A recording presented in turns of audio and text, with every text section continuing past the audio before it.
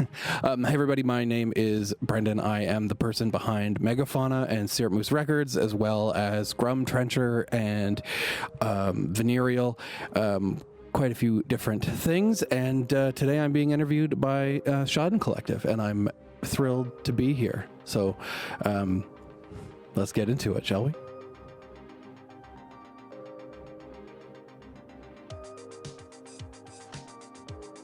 My approach to making music, it feels weird to even suggest that I have an approach. I guess I kind of just sit in it and try to get into the headspace that I need to be in to communicate what I want to communicate. And I mean, I guess that's probably the creative process for most people. But you know, sometimes sometimes even it's just coming and sitting down at the computer and I have a title in my head, or I have a feeling that I want to evoke, and I will just sit with it and look for a sound that communicates that, but be it a sample or an instrument or something, and I'll just sit until I find it and then move in from there. You know, and I don't have any like musical background really. I played the trumpet in grade 9 band, and that's pretty much it. So I'm really just sort of teaching myself and finding it myself, and trying to be I'm trying to just be approach it with a level of honesty, I guess, and that tends to be the process for what I'm doing. And it's honestly, the biggest thing is just carving out the time, because that can be the trickiest thing when you have a day job and stuff, is just finding that time to sit and to, you know, like, it's no secret, I deal with relatively complicated feelings about myself and the world, and so you kind of have to let yourself get into that headspace too, which can be a challenge in and of itself.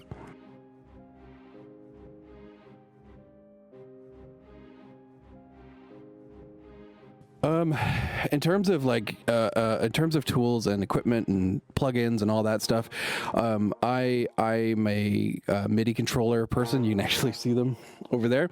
I love them. They are super affordable, which makes a huge difference. They are and extremely customizable. So they've really done a lot to help me. Not only in creating the music that I do, but also in being able to perform live. Having different means of manipulating sound live is a huge part of what makes this work for me. And I am both terrified and need that live environment to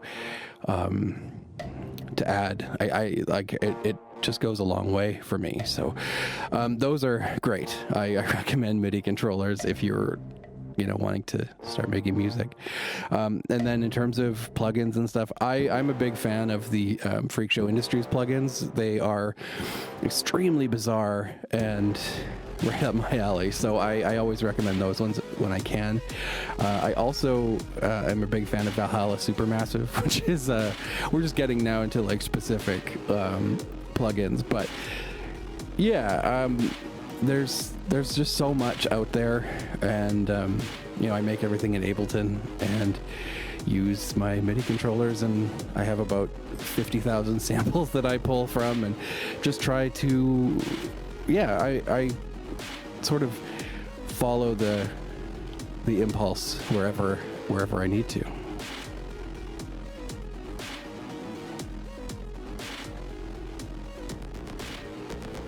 I don't use Dolby Atmos or anything like that. I don't actually. The only reason being is that I fully don't know how.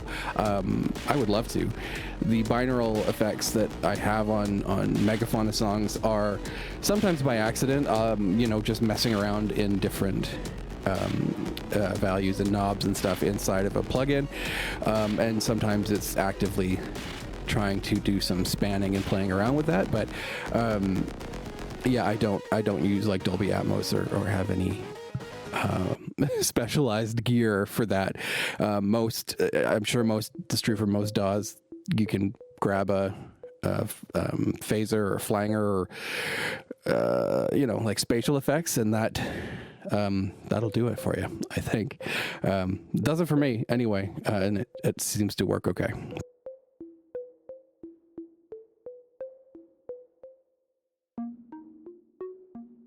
What inspires me? I'm a long time film lover, and so that's always a big part of it for me. I grew up loving horror films, and so massively inspirational there. And I think that comes across especially in MegaFauna stuff. I also, I love music. I've loved music since I was a kid, and I listen to just about everything. I really am not interested in genre at all, and so I think that opens up where I can draw influence from, and it helps. It makes a big difference to me anyway. So I think movies and music and I weirdly pull a lot of inspiration just from like current events and how I feel about the world around me, and so a lot of the times that's in negative, I guess, and pulling inspiration out of myself. A lot of the music that I make is very personal, and even if that's not necessarily obvious, and so I'm pulling a lot from my own brain and trying to explore feelings that I'm maybe not comfortable talking about, but I'm comfortable putting them into the art that I make. So that's how we do that.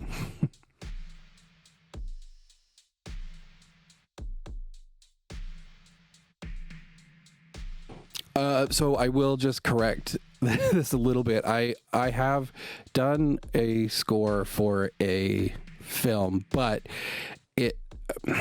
so I did a live score last year in 2024 of Nosferatu, which is a movie from 1922, and I performed a bunch of live shows where I would play the movie and add the score myself, and then released it later as a complete score on the film. So I would love to do like film scores. I would be that would be a dream to do the score for a new film.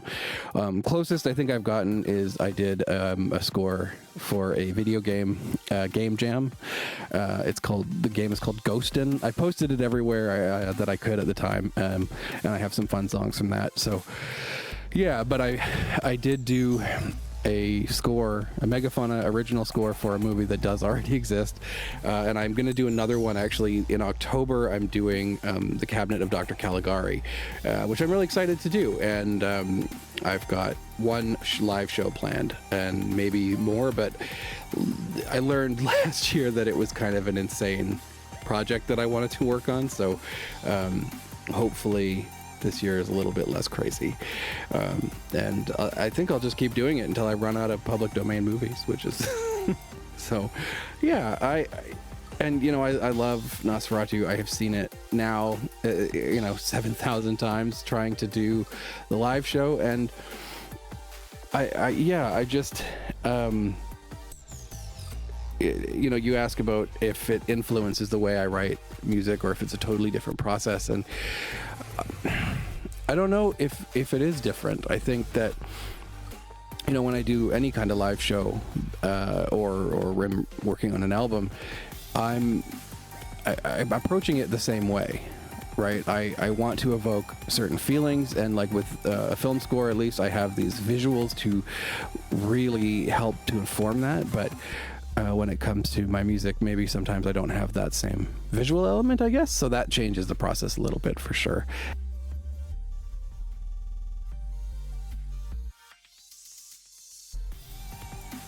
Syrup Moose Records. That is a record label that I started in 2022 now, kind of on the tail end of the pandemic. I say tail end, obviously we're still in it. It's never going to go away. Anyway, separate issue. And it started kind of as a joke in the forums for a website that I used to write for, and I posted a logo and a name, and the name was kind of silly, and I thought, oh, here's my record label, everybody jump on. And to my shock, people did, and it was kind of a surreal thing, and it got it was always just me running it, and eventually it got much bigger than I ever thought it would be. We did some big releases and had people just really responded to it, and that had its pros and cons for sure. And now I'm on a bit of a hiatus with that and trying to get it a bit situated a little bit more. But I had been learning a lot about the issues around fascism and alt-right bullshit in music, and I really wanted to try and create a space that was safe from that, and it's not an easy thing to do.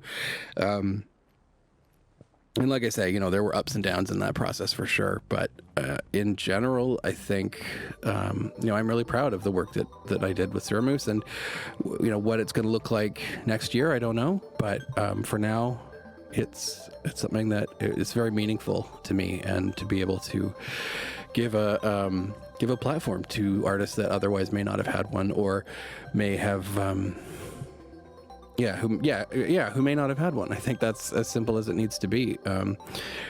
There's just something really unique and amazing about being able to share somebody's art and help that person's art be more than maybe they thought it would be. And that, I get close to being a bit self-aggrandizing with that, and I don't want to do that, but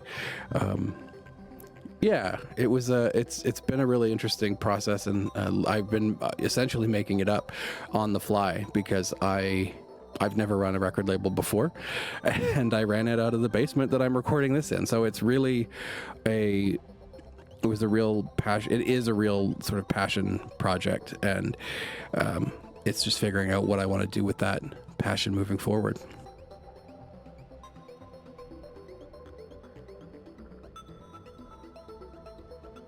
My philosophy to creating art of any kind, be it music or whatever, is to just do it. One of the things I will say is always ask the question that you want to ask. The worst anybody's going to say is no, and that's never going to be the end of your creativity. If you have an idea and you're not sure how to approach it, ask somebody who you think might know how. People want to, in general, I think people want to be part of other people's creative processes and be involved in that, and it's really a meaningful thing. I think make it whether or not you're going to share it with anybody. If you want to paint something or you want to make a song or something and you just need to do it for yourself, just do it. My big thing, especially with music, almost exclusively with music, is genre doesn't matter. It doesn't fucking matter. Make the music, make it sound like what you want it to sound like. Don't worry about genre convention and all that kind of shit. Just make it. And be inspired by the things that inspire you. If you want to make metal music, or you want to make pop music, or you want to make whatever, and you are legitimately inspired by it, then make that, and that's great. But if you are inspired by all kinds of different things and you want to put in influences from everything, do that. Absolutely do that instead. I am a big proponent of really not worrying about what people expect from a genre, and not trying to stick yourself in a box, because you're going to find it much more freeing to just make the art that you're feeling, rather than worrying about what the rules of that art are. So no genre, no rules, make art, create things, even if it's just for you. It matters, and it has value, even if nobody ever sees it. If you paint something and you burn it in the yard the next day, it has a value because you expressed it. So that is my philosophy on that.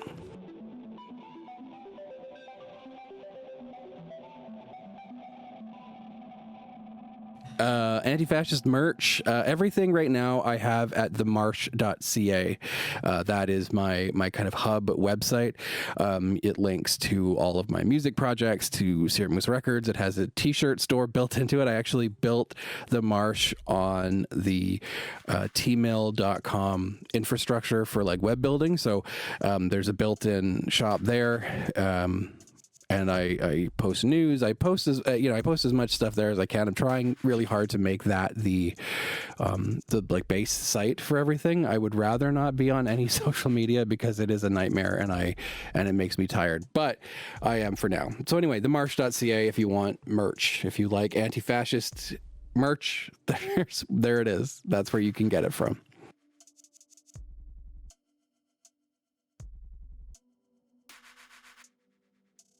Pineapple on pizza. Oh, a couple of years ago, this would have been a hard no. I would have said, absolutely not. It is trash. Too much sweet. No sweet on pizza.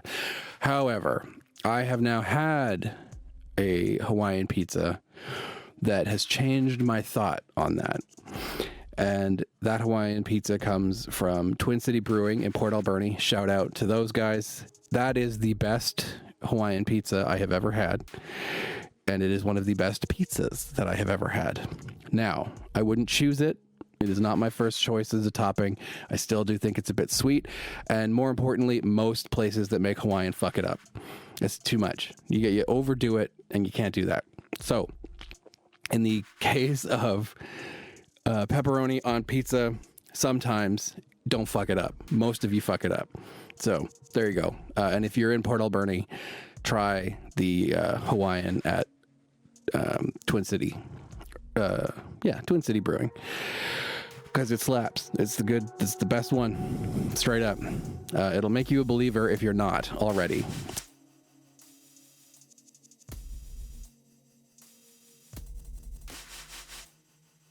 Wild tonal swings and questions here. You asked if there's a separation between me and the music that I make and the art that I make and the stuff that I do.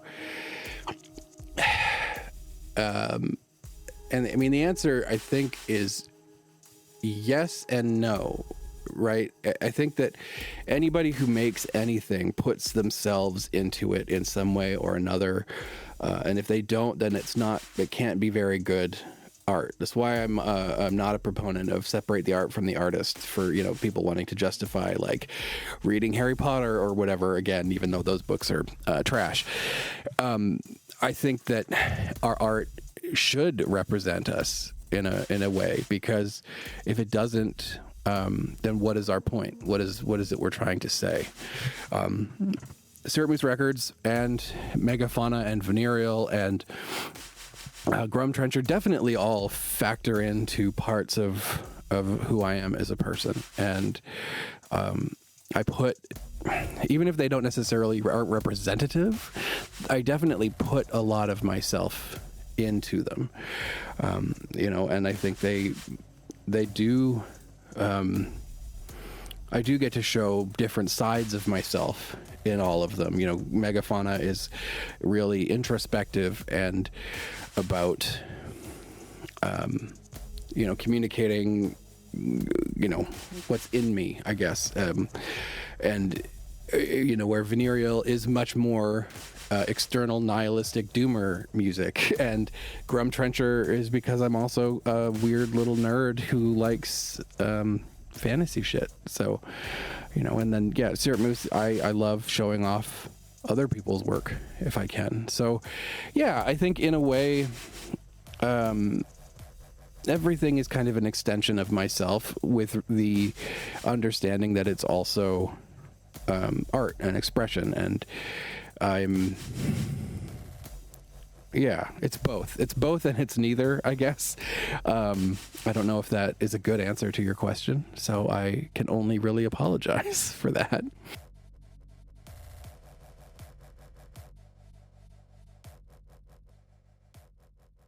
I'm pretty much, I think I'm basically who I am all the time, and that for good and for ill. I don't really try to moderate or mediate myself for social media or for interviews like this or whatever. I just try and be exactly who I am all the time. And that has worked well in some ways and bad in other ways. You know, I think that there is a performance in being, especially in being online, and I'm not to say that I'm like above it all, because I'm certainly not. I absolutely do exaggerate. Anyway, what you're asking is about me personally. I live in the north. I have 4 cats and a dog. I have a wonderful wife, and currently I'm sitting in my basement recording this on my phone with a ring light that I rented from our local library. I mean, I'm just a guy. I'm trying my best to exist in the world and do as little harm as possible. That is my kind of ethos, I guess. I also like to read. I love movies, as I've said before. I am a huge board game fan. I collect Magic the Gathering cards if anyone wants to play. And yeah, I'm I'm not terribly exciting, I don't think. I have a lot of feelings and a lot that I am trying to put out in the world, and hopefully it is of value to somebody, I guess.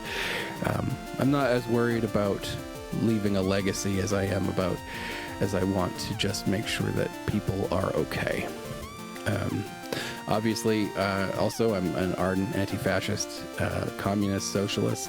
Probably, actually, these days, leaning much closer into anarchism, because, I mean, burn it all down, right? And also, I'm a big AEW wrestling fan, and I've been messing around with that, actually, lately.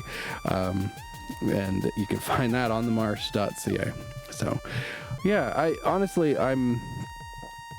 I'm not all that different in private than I am in public. And I think that's okay.